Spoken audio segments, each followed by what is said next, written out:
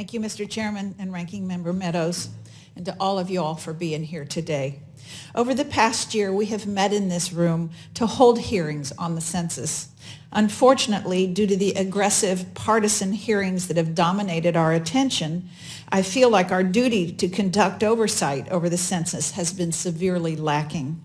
We only have a month to go until our constituents will begin responding to this very, very important government program, and I truly hope that our efforts have been enough. My district is a representation of how difficult the census can be to complete.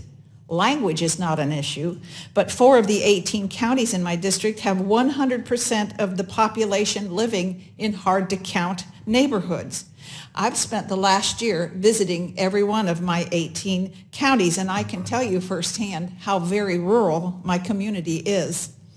It's critical that we count each and every one of our constituents, no matter how difficult it may be. And I thank you, Mr. Dillingham, and all of you for being here today to answer our questions and our concerns, and I think you're doing a very good job.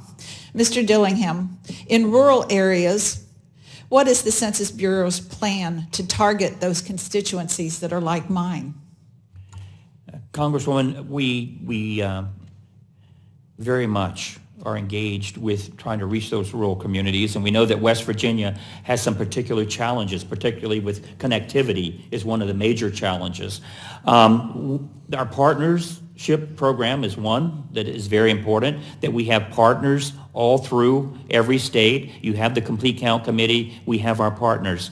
But we're trying to reach in many different ways, and in administering the census, we focus on the hard to count with some of the new technologies that we have. When we have these mobile assistants that can go out into those communities and they will help with the collection of the information, and we have the partners in those communities like the American Library Association, et cetera. So I know that your community already has a lot of partners, but we will work with them and make sure that wherever they identify that need, that we can respond to that need. And that's why when we have these mobile resource capabilities, and we have a capability of monitoring real time during the census, our Roam tool, which will show in each tract what the response rate is. And that will allow us to say, oh, in this particular tract within West Virginia, we need to devote more resources, and we need to get there with our mobile assistants and help them with the census.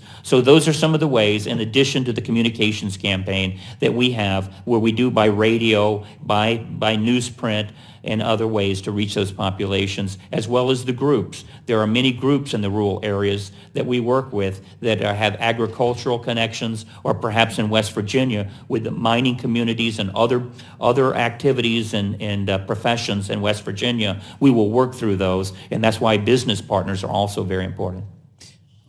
Ironically, yesterday I was dealing with an individual who can't get electricity to his home because you have to go through several properties, then you have to go through a mining area, and I'm thinking, how do you count those people when they don't even have electricity? Sure. So that's important.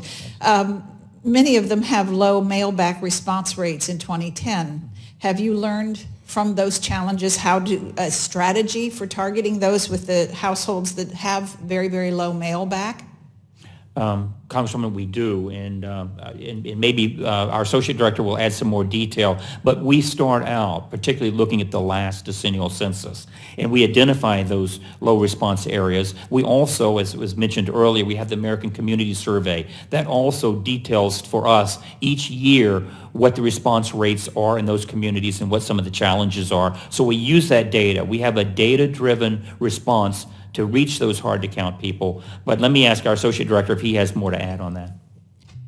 Congresswoman, one of the things that we do is increase the number of enumerators that are going to be working on the street in your community in non-response follow-up, because we know that historically you have had some low response rate areas, and therefore it says that means I need to put more people on the street there. So our efforts are to make sure we hire enough people from those communities to actually go around and knock on the doors and collect the data in non-response follow-up, which is the next phase. The other thing that the director mentioned, and I had mentioned earlier too, was our mobile questionnaire assistance, which is designed to enhance self-response by sending census people out early to go around and spend time with the local communities, helping them take their response on census instruments, or if they are in areas of connectivity, using the phones. I do know the connectivity problems in your state. I spent time at Beckley when we were doing the test, and I spent a week there wandering around and